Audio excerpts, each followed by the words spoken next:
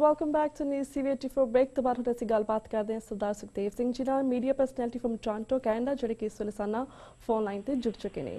ਜਵੀਰ ਜੀ ਵਾਹਿਗੁਰੂ ਜੀ ਕਾ ਖਾਲਸਾ ਵਾਹਿਗੁਰੂ ਜੀ ਕੀ ਫਤਿਹ।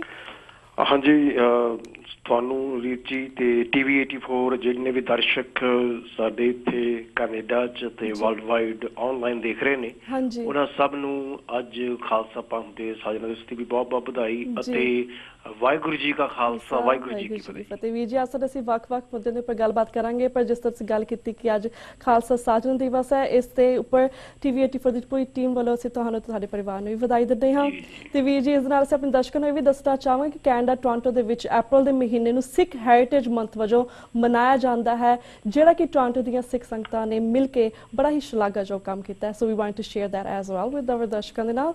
ਐਂਡ ਵੀਰ ਜੀ ਜਿਸ ਤਰ੍ਹਾਂ ਅੱਜ ਬਹੁਤ ਹੀ ਪਵਿੱਤਰ ਦਿਹਾੜਾ ਹੈ ਇਸ ਸੰਬੰਧੀ ਸਭ ਤੋਂ ਪਹਿਲਾਂ ਤਾਂ ਸਾਡੇ ਦਰਸ਼ਕਾਂ ਨੂੰ ਕੀ ਕਹਿਣਾ ਚਾਹੋਗੇ? Anything that you want to share? ਸਭ ਤੋਂ ਪਹਿਲਾਂ ਜੀ ਮੈਂ ਗੁਰੂ ਗੋਬਿੰਦ ਸਿੰਘ ਮਹਾਰਾਜ ਜੀ ਨੇ 1699 ਦੀ ਵਿਸਾਖੀ ਵਾਲੇ ਦਿਨ ਜੀ ਖਾਲਸਾ ਪੰਥ ਦੀ ਸਿਰਜਣਾ ਕੀਤੀ। ਇਹ ਉਹ ਮਹਾਨ ਦਿਵਸ ਹੈ ਜਿਸ ਦੀ ਸ਼ਾਇਦ ਸ਼ਬਦਾਂ ਦੇ ਵਿੱਚ ਜਿਹੜੀ ਗੱਲਬਾਤ ਕਰਨੀ ਜਾਂ ਉਹਨੂੰ ਸਮਝਾਉਣਾ ਵੀ ਬੜਾ ਮੁਸ਼ਕਿਲ ਹੋਏਗਾ। ਜੇ ਮੈਂ ਦੋ ਸ਼ਬਦਾਂ 'ਚ ਗੱਲ ਕਰਨੀ ਹੋਵੇ ਕਿ ਪੰਜਾਂ ਪਿਆਰਿਆਂ ਦੇ ਰੂਪ ਵਿੱਚ ਗੁਰੂ ਨਾਨਕ ਸਾਹਿਬ ਜੀ ਤੋਂ ਲੈ ਕੇ ਗੁਰੂ ਗੋਬਿੰਦ ਸਿੰਘ ਸਾਹਿਬ ਮਹਾਰਾਜ ਤੱਕ ਸਿੱਖ ਨੇ ਉਹ ਆਪਣੇ ਗੁਰੂ ਤੋਂ ਆਪਾਂ ਨਿਸ਼ਾਵਰ ਕਰਨ ਲਈ ਤਿਆਰ ਖੜੇ ਸਨ ਅੱਜ ਦੇ ਦਿਨ। ਤੇ ਦੂਜੇ ਪਾਸੇ ਗੁਰੂ ਸਾਹਿਬ ਵੀ ਆਪਣੇ ਸਿੱਖਾਂ ਤੋਂ ਆਪਾਂ ਨਿਸ਼ਾਵਰ ਕਰਨ ਲਈ ਤਿਆਰ ਖੜੇ ਸਨ। ਸੋ ਉਹਨਾਂ ਨੇ ਅੰਮ੍ਰਿਤ ਦੀ ਦਾਤ ਖੰਡੇ ਦੀ ਬਹੁਤ ਬਖਸ਼ਿਸ਼ ਕੀਤੀ।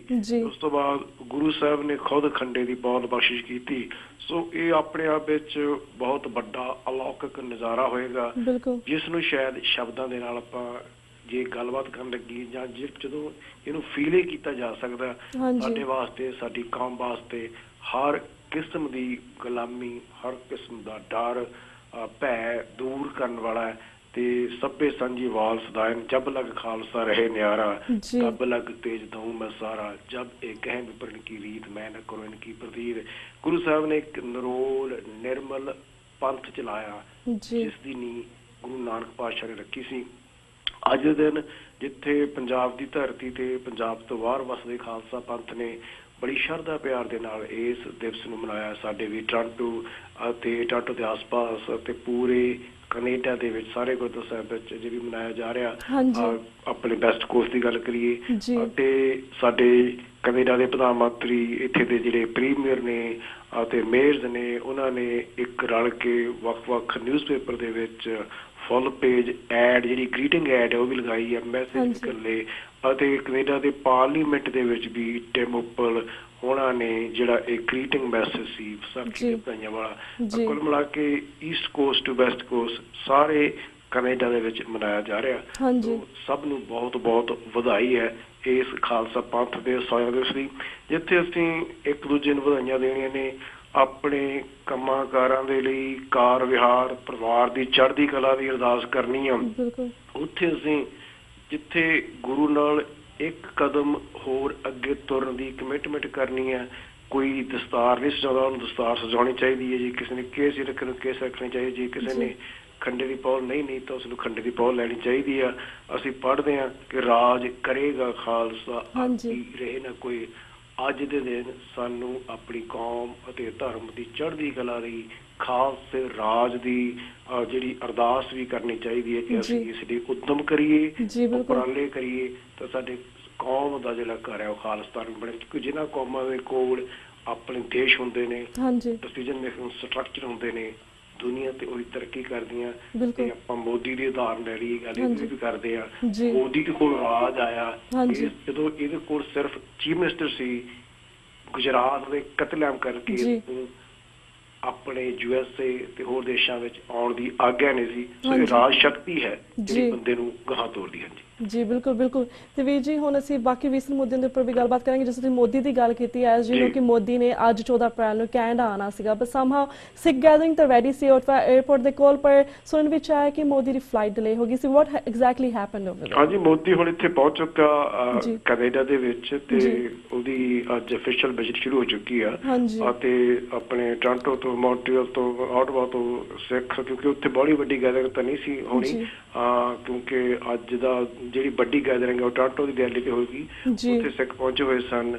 India out of Khalistan, Modi you are not welcome to Canada, ਇਹੋ ਜਿਹੇ ਸਾਈਨ ਲੈ ਕੇ ਵੀ ਗਏ ਹੋਏ ਸਨ। ਅੱਜ ਮੋਦੀ ਪਹੁੰਚ ਚੁੱਕਾ ਜੀ ਤਕਰੀਬਨ 6 ਵਜੇ ਇੱਥੇ ਸਾਡੇ ਟੋਰਾਂਟੋ ਤੇ ਆਟਵਾ ਦੇ ਟਾਈਮ, ਤੇ ਤੁਹਾਡੇ ਇੱਥੇ ਨਿਊਯਾਰਕ ਵੀ ਸੇਮ ਟਾਈਮ ਹੈ।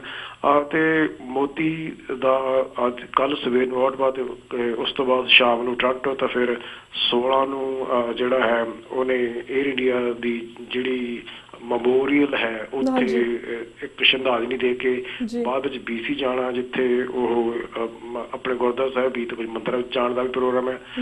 ਜੇ ਆਪਾਂ ਮੋਦੀ ਦੀ ਗੱਲ ਕਰੀਏ ਕਿ ਮੋਦੀ ਦੀ ਜਿਹੜੀ ਵਿਜ਼ਿਟ ਆ ਤੇ ਉਸ ਨੂੰ ਕਿਸ ਲੈਵਲ ਤੱਕ, ਕਿਉਂਕਿ ਇੱਕ ਤਾਂ ਇਹ ਹੈ ਕਿ ਇੰਡੀਆ ਦੇ ਵਿੱਚ ਪਿਛਲੇ ਕੋਈ 40 ਸਾਲ 1973 ਤੋਂ ਬਾਅਦ, ਕੋਈ 40-45 ਸਾਲ ਤੋਂ ਬਾਅਦ ਪਹਿਲੀ ਵਾਰ ਕੋਈ ਅਫੀਸ਼ੀਅਲ ਤੌਰ ਤੇ ਪ੍ਰਧਾਨ ਮੰਤਰੀ ਇੰਡੀਆ ਦਾ ਆ ਰਿਹਾ। ਬਹੁਤ ਵੱਡੀਆਂ ਟ੍ਰੇਡਸ ਦੀ ਜਾਂ ਫ੍ਰੀ ਟ੍ਰੇਡ ਦੀ ਜਾਂ ਕਹ ਲਓ ਕਿ ਬਿਜ਼ਨਸ ਵਪਾਰ ਨੂੰ ਵਧਾਉਣ ਦੀ, ਵੱਡੀਆਂ ਕਾਰਪੋਰੇਸ਼ਨਾਂ ਦੇ ਬਿਜ਼ਨਸ ਨੂੰ ਹੋਰ ਪ੍ਰਫੁੱਲਤ ਕਰਨ ਵਾਸਤੇ ਕੈਨੇਡਾ ਦੇ ਆਪਣੇ ਜਿਹੜੀ 2-ਵੇ ਡੀਲ ਆ, ਇਹ ਕਹਿੰਦੇ ਵੀ $15 ਬਿਲੀਅਨ ਤੱਕ ਹੋਣੀ ਚਾਹੀਦੀ ਸੀਗੀ, ਪਰ ਇਹਦਾ ਜਿਹੜਾ ਟੀਚਾ ਹੈ ਸਿਰਫ $6 ਬਿਲੀਅਨ ਤੱਕ ਹੀ ਪਹੁੰਚ ਚੁੱਕੀ ਹੈ। ਦੂਜੇ ਪਾਸੇ $77 ਬਿਲੀਅਨ ਦਾ ਚੀਨ ਦਾ ਜਿਹੜਾ ਤੇ ਕੈਨੇਡਾ ਦਾ ਆਪਸ ਵਿੱਚ ਹੀ ਟ੍ਰੇਡ ਹੁੰਦਾ ਹੈ, ਪਰ ਇਹ ਰੀਸ ਤਾਂ ਚੀਨ ਦੀ ਕਰਦੇ ਨੇ, ਪਰ ਚੀਨ ਦੇ ਨੇੜੇ ਤੇੜੇ ਵੀ ਨਹੀਂ ਪਹੁੰਚੇ। ਹਾਂਜੀ ਤੇ ਵੀਰ ਜੀ, ਜਿਸ ਤਰ੍ਹਾਂ ਲਾਈਕ ਸਾਨੂੰ ਤਾਂ ਪਤਾ ਹੀ ਹੈ if Modi is a rock star, if is a butcher villain, but Canada ਦੇ ਵਿੱਚ ਮੇਨ ਸਟ੍ਰੀਮ ਮੀਡੀਆ ਅਤੇ ਸਿੱਖ ਮੀਡੀਆ ਦੇ ਵਿੱਚ ਮੋਦੀ ਦੀ ਆਮਦ ਤੇ ਕੀ ਚੱਲ ਰਿਹਾ, ਹਾਊ ਦੇ ਆਰ ਰਿਐਕਟਡ ਟੂ ਦਿਸ? ਇਹ ਤੁਹਾਡਾ ਬਹੁਤ ਵਧੀਆ ਸਵਾਲ ਹੈ ਕਿ ਪਹਿਲੀ ਇਹਨਾਂ ਨੂੰ ਜਿੰਨੀ ਆਸ ਸੀ ਨਾ ਵੀ ਮੋਦੀ ਆ ਰਿਹਾ, ਇੰਡੀਆ ਸ਼ਾਈਨਿੰਗ, ਇੰਡੀਆ ਸਭ ਤੋਂ ਵੱਡਾ ਲੋਕਤੰਤਰ ਦੇਸ਼ ਹੈ। ਦੂਜੇ ਪਾਸੇ ਸਿੱਖਸ ਫॉर ਜਸਟਿਸ ਨੇ ਇੱਕ ਕੈਂਪੇਨ ਤੋਰਿਆ ਹੋਇਆ ਸੀ ਕਿ ਜਿਸ ਤਰ੍ਹਾਂ ਪ੍ਰਧਾਨ ਮੰਤਰੀ ਸ੍ਰੀ ਬਰਾੜਪੁਰ 2012 ਵਿੱਚ ਜਦੋਂ ਇੰਡੀਆ ਦੇ ਦੌਰੇ ਤੇ ਗਏ ਸਨ ਤੇ ਉੱਥੇ ਉਹਨਾਂ ਨੂੰ ਸਵਾਲ ਪੁੱਛੇ ਗਏ ਸਨ ਕਿ ਕੈਨੇਡਾ ਦੇ ਵਿੱਚ ਅੱਤਵਾਦੀ ਗਤੀਵਿਧੀਆਂ ਹੁੰਦੀਆਂ ਨੇ, ਉਹਨਾਂ ਨੂੰ ਰੋਕਣ ਦੀ ਗੱਲ ਹੋਣੀ ਚਾਹੀਦੀ ਹੈ। ਪ੍ਰਧਾਨ ਮੰਤਰੀ ਸ੍ਰੀ ਬਰਾੜਪੁਰ ਨੇ ਉੱਥੇ ਹੀ ਕਲੀਅਰ ਕਰ ਦਿੱਤਾ ਸੀ ਕਿ ਜਿਹੜੇ ਅੱਤਵਾਦ ਆ ਜਾਂ ਜਿਹੜੇ ਬੰਦੇ ਪੋਲੀਟੀਕਲੀ ਆਪਣੇ ਇਸ਼ੂ ਦੀ ਗੱਲ ਕਰਦੇ ਨੇ, ਖਾਲਸਾ ਦੀ ਗੱਲ ਕਰਦੇ ਨੇ, ਅਸੀਂ ਉਹਨਾਂ ਤੇ ਰੋਕ ਨਹੀਂ ਲਾ ਸਕਦੇ। ਤੁਹਾਨੂੰ in between terrorism and political ਜਿਹੜੇ ਇਸ਼ੂ ਨੇ ਉਹਨਾਂ ਦੇ ਵਿਚਕਾਰ ਕੋਈ ਲਾਈਨ ਡਰਾ ਕਰਨੀ ਪਵੇਗੀ। ਸੋ ਉਹ ਗੱਲ ਉੱਥੇ ਕਲੀਅਰ ਕਰਕੇ ਆਏ ਸਨ। ਦੂਜੇ ਪਾਸੇ ਫਿਰ ਸਿੱਖ ਫॉर ਜਸਟਿਸ ਨੇ ਇਹ ਵੀ ਇਸ਼ੂ ਲੈ ਕੇ ਆਂਦਾ ਕਿ ਪ੍ਰਧਾਨ ਮੰਤਰੀ ਸਟੀਫਨ ਹਾਰਪਰ ਰੈਫਰੈਂਡਮ ਬਾਰੇ ਗੱਲਬਾਤ ਕਰੇ, ਕਿ ਜਿਸ ਤਰ੍ਹਾਂ ਕਿਊਬਕ ਵਿੱਚ ਹੁੰਦਾ ਹੈ। ਉਸ ਤੋਂ ਬਾਅਦ ਫਿਰ ਸਿੱਖ ਫॉर ਜਸਟਿਸ ਦੀ ਰੈਲੀ ਹੋਈ, ਰੈਲੀ ਤੇ ਵੀ ਗੱਲਾਂ ਬਾਤਾਂ ਹੋਈਆਂ, ਤਾਂ ਉਹ ਇੰਨੇ ਕਹ ਲਓ ਘਬਰਾ ਗਏ ਤੇ ਵੱਖ-ਵੱਖ ਆਰਟੀਕਲ ਉਹਨਾਂ ਦੇ ਜਿਹੜੇ ਕਹ ਲਓ ਸਹਿਯੋਗੀ ਸਨ ਉਹਨਾਂ ਨੇ ਲਿਖਣੇ ਸ਼ੁਰੂ ਕੀਤੇ। ਇੱਕ ਟਾਟਾ ਚ ਲਿਖਿਆ Harper Modi combo boards bell for Canada and India relationship. ਇਹ ਇਸ ਤੋਂ ਬਾਅਦ ਫਿਰ ਜਿਹੜੀ ਗੱਲਬਾਤ ਪਰ ਅੱਗੇ ਚੱਲਦੀ ਗਈ ਤੇ ਜਿਹੜਾ ਆਪਣੇ ਪ੍ਰਧਾਨ ਮੰਤਰੀ ਮੋਦੀ ਦੇ ਇੱਥੇ ਆਉਣ ਤੇ, ਕਿਉਂਕਿ ਆਮ ਤੌਰ ਤੇ ਹੁੰਦਾ ਕਿ ਜਦੋਂ ਸਿੱਖਾਂ ਦੀ ਗੱਲ ਚੱਲਦੀ ਆ, ਸਿੱਖਾਂ ਤੇ ਅੱਤਵਾਦ ਦੇ ਦੋਸ਼ ਲਗਾ ਦਿੱਤੇ ਜਾਂਦੇ ਨੇ, ਉਸ ਇਸ਼ੂ ਨੂੰ ਤੋਰਦੇ ਅੱਗੇ ਵੀ ਇਹ ਜਿਹੜਾ ਏਅਰ ਇੰਡੀਆ ਦੇ ਮੈਮੋਰੀਅਲ ਤੇ ਜਾ ਰਿਹਾ mister Narendra Modi, Sikhs for justice ਨੇ ਇਹ ਇਸ਼ੂ ਵੀ ਲੈ ਕੇ ਆਂਦਾ ਹੈ ਕਿ ਇਹਨੇ ਤਾਂ ਸਭ ਤੋਂ ਵੱਧ ਲੋਕੀ ਗੁਜਰਾਤ ਵਿੱਚ ਮਾਰੇ ਹੋਏ ਨੇ, ਇਹ ਕਿਸ ਤਰ੍ਹਾਂ ਜਾ ਕੇ ਉੱਥੇ ਸ਼ਰਧਾਂਜਲੀ ਦੇ ਸਕਦਾ। ਫਿਰ ਦੂਜੇ ਪਾਸੇ ਇਹਦੇ ਤੇ ਕੇਸ ਚੱਲਣ ਦੀ ਗੱਲਬਾਤ ਵੀ ਹੋਈ ਕਿ ਇਸ ਬੰਦੇ ਤੇ ਇੱਥੇ ਜਿਹੜਾ ਕੈਨੇਡੀਅਨ ਲਾ ਆ, ਕੈਨੇਡੀਅਨ ਸਿਸਟਮ ਦੇ ਤਹਿਤ ਕੇਸ ਚੱਲਣਾ ਚਾਹੀਦਾ। ਫਿਰ ਗੱਲ ਹੁਣ ਇੱਥੇ ਹੀ ਨਹੀਂ ਮੁੱਕੀ। ਇੱਕ ਹੋਰ ਆਰਟੀਕਲ ਓਪੀਨੀਅਨ ਲੈਟਰ ਜਿਹੜਾ ਛਪਿਆ, ਮੈਂ ਤੁਹਾਨੂੰ 2-3 ਮਿੰਟ ਵਿੱਚ ਉਹਦੇ ਕੁਝ ਅੰਸ਼ ਇਸ ਬਾਰੇ ਨਾਲ ਸਾਂਝੇ ਕਰਦਾ ਕਿ does Narendra Modi deserve a warm welcome in Canada. ਇਹ ਟੋਰਾਂਟੋ ਸਟਾਰ ਦੇ ਓਪੀਨੀਅਨ ਪੇਜ ਤੇ ਲੱਗਾ ਹੈ। ਡਾਨਾ ਬਨੇਸ਼ਾ ਜੋ ਕਿ ਜਰਨਲਿਸਟ ਨੇ, ਆਥਰ ਨੇ, ਉਹਨਾਂ ਨੇ ਬੁੱਕ ਵੀ ਲਿਖੀ ਆ ਸਕਾਰਡ ਐਕਸਟ੍ਰੀਮਿਸਟ ਵਿਦ ਵਾਇਲੈਂਟ ਇਨ ਗੁਜਰਾਤ, ਉੱਤੇ ਲਿਖੀ ਹੈ। ਉਹਨਾਂ ਨੇ ਬੜੇ ਚੰਗੇ ਸਵਾਲ ਕੀਤੇ ਨੇ। ਉਹਨਾਂ ਕਿਹਾ ਕਿ when Stephen Harper host Indian prime minister Narendra Modi on his visit to Canada this week, they will be greeted both with adoring fans, with protest. Modi, an extremist Hindu nationalist, has support within section of Canadian Indian. थोड़े लोगों की कहने support है, but his past comes back to haunt him. A human rights organization called Sikh for Justice has applauded to Canadian government to prosecute Modi for his alleged role in massacres of Muslim in Gujarat, western state of India. Hanji, until a year ago, Modi was denied a visa to visit US because severe violation of religious freedom. While Modi was Chief Minister of Gujarat, he was accused of criminal conspiracy in pogrom against Muslim in 2002, in which more than 1,000 were killed and over 10 or over 100,000 were made refugees. Modi rose from ranks of Rashtriya Swayam Sangh RSS. So ਇਹ ਗੱਲਾਂ ਬਾਤਾਂ ਉਸ ਜਾਨੀ ਇਸ ਜਿਹੜਾ opinion letter ਦੇ ਵਿੱਚ ਕੀਤੀਆਂ, ਕਿਉਂਕਿ ਇਹੋ ਜਿਹੇ ਜਿਹੜੇ ਮੁੱਦੇ ਨੇ ਆਪਣਾ ਅਕਸ ਸੁਧਾਰਨ ਦੀ ਗੱਲ ਕਰਦੇ ਨੇ, ਉਹ ਤਾਂ ਮੋਦੀ ਨੂੰ ਸ਼ਾਈਨਿੰਗ ਹੋਣ ਦੀ ਗੱਲ ਕਰਦੇ ਨੇ, ਇੰਡੀਆ ਦੇ ਸਭ ਤੋਂ ਵੱਡੇ ਡੈਮੋਕ੍ਰੇਸੀ ਦੀ ਗੱਲ ਕਰਦੇ ਨੇ। ਅੱਗੇ ਜਾ ਕੇ ਥੋੜਾ ਜਿਹਾ ਮੈਂ ਤੁਹਾਡੇ ਨਾਲ ਹੋ ਸਾਂਝਾ ਕਰਦਾ, ਕਿਉਂਕਿ ਮੇਰੇ ਖਿਆਲ ਚ ਆਪਣਾ ਟਾਈਮ ਵੀ 10 ਵਜੇ ਤੱਕ ਹੈਗਾ। ਫਿਰ ਜਿਹੜੀ ਜਸਟਿਸ ਮਿਨਿਸਟਰ ਪੀਟਰ ਮਕੇਹ ਤੋਂ ਵੀ ਮੰਗ ਕੀਤੀ ਗਈ ਆ ਜਸਟਿਸ ਵੱਲੋਂ, they ask Modi be charged for counseling genocide and inflicting tortures under Canadian law. ਹਾਂਜੀ ਸੋ ਇਹ ਮੁੱਦੇ ਮੋਦੀ ਦੇ ਅਗੇਂਸਟ ਉਠਾਏ ਜਾ ਰਹੇ ਨੇ। ਤੁਸੀਂ ਗੂਗਲ ਸਰਚ ਕਰਕੇ ਵੀ ਸਾਡੇ ਜਿਹੜੇ ਦਰਸ਼ਕ ਦੇਖ ਰਹੇ ਨੇ ਪੜ੍ਹ ਸਕਦੇ ਨੇ। ਸੋ 6 ਜਸਟਿਸ ਨੇ ਅਤੇ ਸ਼੍ਰੋਮਣੀ ਅਕਾਲੀ ਦਲ ਅੰਮ੍ਰਿਤਸਰ ਵੱਲੋਂ ਕੱਲ ਨੂੰ ਇੱਕ ਰੈਲੀ ਵੀ ਲਿਖੀ ਗਈ ਹੈ। ਹਾਂਜੀ, ਠੀਕ 6 ਵਜੇ। ਇਹਦੇ ਬਾਰੇ ਮੈਂ ਥੋੜਾ ਤੁਹਾਨੂੰ ਜਾਣਕਾਰੀ ਦੇਣੀ ਚਾਹੁੰਦਾ ਕਿ ਵੱਖ-ਵੱਖ ਗੁਰਦੁਆਰਾ ਸਾਹਿਬ ਸਾਡੇ ਟੋਰਾਂਟੋ 'ਚ ਬੱਸਾਂ ਚੱਲਣਗੀਆਂ।